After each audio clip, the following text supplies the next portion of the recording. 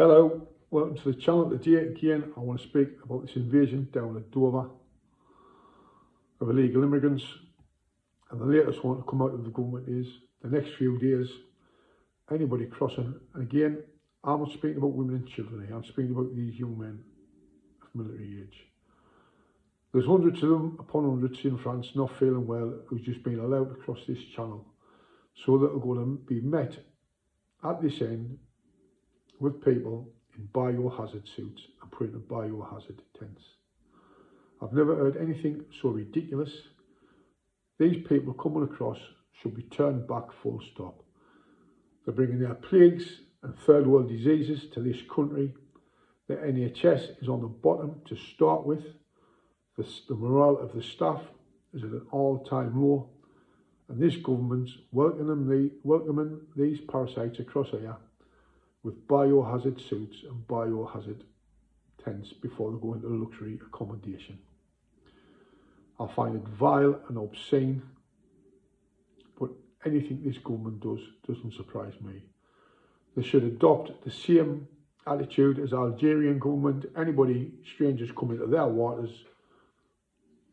blow them out of the water. Just like the Algerians did to them three lads on jet skis. I'm not saying I agree with them three lads on jet skis, getting it, but these people coming across here, you haven't got a clue who they are.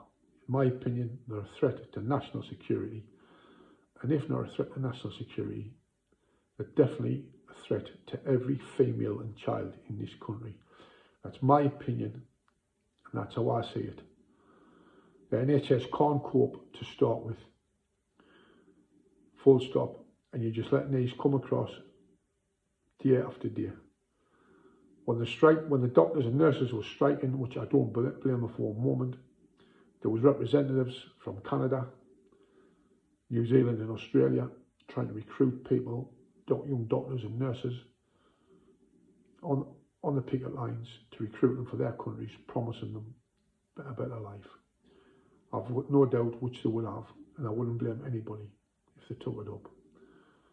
By this government spending up to £6 to £7 million a day keeping and feeding these parasites in hotels and luxury apartments, while your own people are dying on the streets of hunger, including veterans.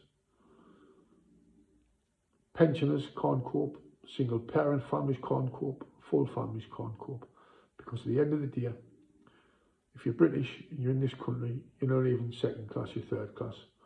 Because these parasites that's come across us put before you, and any ethnic minorities in this country get more share and more of the way than the people of this country. That's how I see it. That's my opinion. I'm entitled of it. Sunak, the man who wasn't elected to run this country, he's got balls the size of Marifat peas. And I fear what's going to happen in this country under his leadership, but I fear even more when Stormy gets in. Because of this Burke thinks he's going to take this country back in to the European market, the European Union. I think he's in for the shock of his life. The people won't have it. And you'll finally see what should have happened when these boats came across. The people will take to the streets. I honestly believe that. I honestly hope I'm right. But like I say, if you're British, you're second class. These parasites coming across, you're prioritised in hospitals, you're prioritised with dental appointments. They're picked up, they're took in taxis to wherever the dentist is. The taxis wait outside and they bring them back, and the taxi drivers got to do it on reduced rates with these contracts that the firms have signed up to. These firms should be ashamed of themselves. They should be charging them full whack, end of. In my home city of Sunderland, you try and get a dentist now. Dentist in my area is closed down. You try and get a dentist in this city. But if you're a parasite in one of these hotels, you prioritise and you took there and you brought back. That's the way it is. All wrong. Another winter of discontent in this country. Well, again, there'll be over 12 to 1,500 people dying in the winter living on the streets.